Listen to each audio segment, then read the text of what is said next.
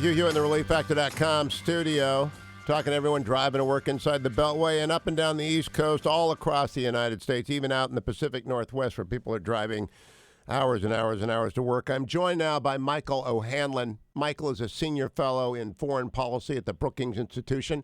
He specializes in U.S. defense strategy. His most recent book is one that I think people have got to read, The Senkaku Paradox, Risking Great War Over Small Stakes. And it reminds me of Graham Allison's Destined for War, The Thucydides Paradox. And I'm so glad he's on today because, believe it or not, China is connected to Syria. Good morning, Michael. Great to have you on the show again. Thank you, Hugh. Nice to be with you. I've got to ask you at the beginning. Yesterday I spent 2 3/4 hours watching a propaganda film. I've never done that before. I went to see My People, My Country, the PRC's epic celebration of their 70th anniversary, because I had seen on these weekends these huge crowds of obviously Chinese people and Chinese expats and Chinese Americans going in to see this movie.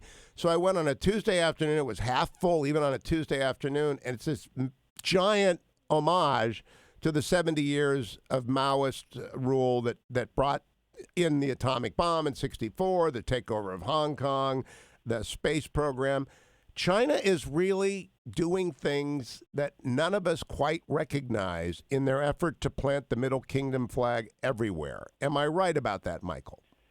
I think you are, but I think what they mean by planting the flag, or what they envision, is not conquering other territory or countries per se. As you know, historically, they really like this system that they call a tributary system, where especially smaller countries nearby recognize who's number one. And to be honest, it's not totally unlike the way we historically felt about a lot of Latin America when we had the Monroe Doctrine and things like that. I don't think we act that way anymore, but I think we can recognize some of the Chinese ambitions in the past behavior of great powers. You know, it's just too bad the Chinese feel the need to do this in the 21st century. The good news is I really don't think they're going to use the military as a preferred tool of pursuing these kind of ambitions, and I think they know there'd be a lot of pushback. The strategy that I try to develop in the Senkaku Paradox is the kind of thing that I believe others are thinking about too, and it's trying to use economic warfare and push back as many times and places as we can against these kinds of Chinese ambitions, because I think that's where the real competition is going to happen. So, yes, you're right to worry about their ambitions, in my humble opinion, but I don't know that we have to view this as a likely rivalry in military terms. I mean, it's going to be a military competition to maintain deterrence, but I think we can probably avoid what would be a terrible World War III. Well, Graham Allison lays out 7 different scenarios which would lead to conflict because of sparks, although one of the senior-most members of the American foreign policy establishment told me 2 weeks ago they do not want to take over countries other than Taiwan, and Right. They consider that to be China, and violence in Hong Kong cannot be ruled out. Very quick aside, I think the NBA did Hong Kong an enormous disservice by capitulating to the Chinese central government, because I think they telegraphed a false positive to President Xi Jinping, which is the American business community will collapse in the face of any criticism of Hong Kong violence. Did you read it that way? I thought what the NBA did was so despicable because they sent the wrong message to Beijing. Well, I do think that we have to be firm in support of the Hong Kong protesters. I totally agree with you on that point. And by the way, I'm not the biggest supporter of President Trump out there at all, but I do like some of what he's trying to do on the economic front in pushing back against China's intellectual property theft and certain other unfair trade practices. So on those points, I am in favor of a firm line.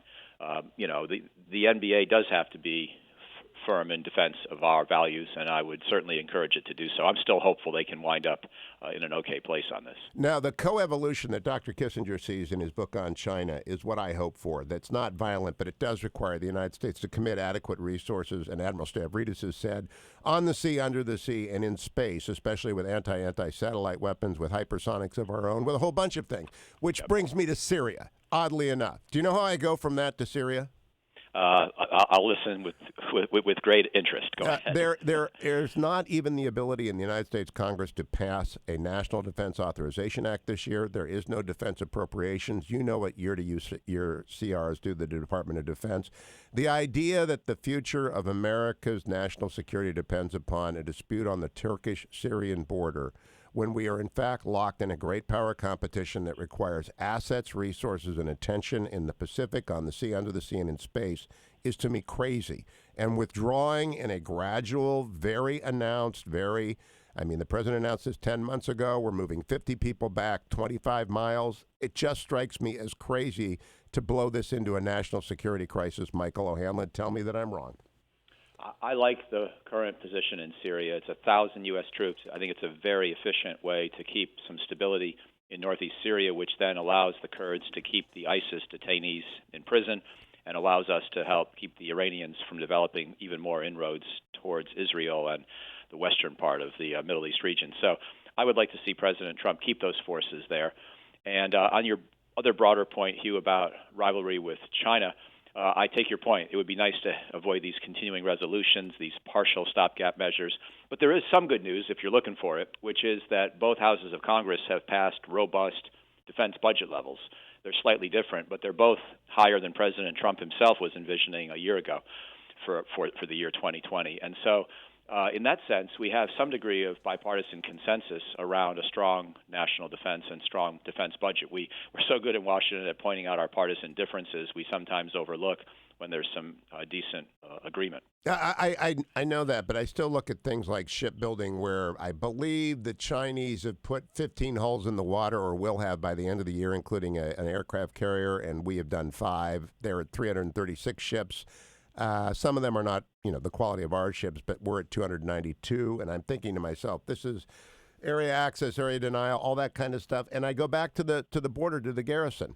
Here's the downside, and tell me what the risk level you assess is. If we keep those people there, we can be in a shooting war with a NATO ally. And even though Erdogan is a despicable human being, the coup attempt and the aftermath of 2016 left him firmly in control of a NATO ally, and he has been threatening to invade. Do we risk that? Because as I read the Thucydides trap, we have to walk away from high-risk, low-return confrontations in order to concentrate on low-risk, high-return confrontations like the trade war.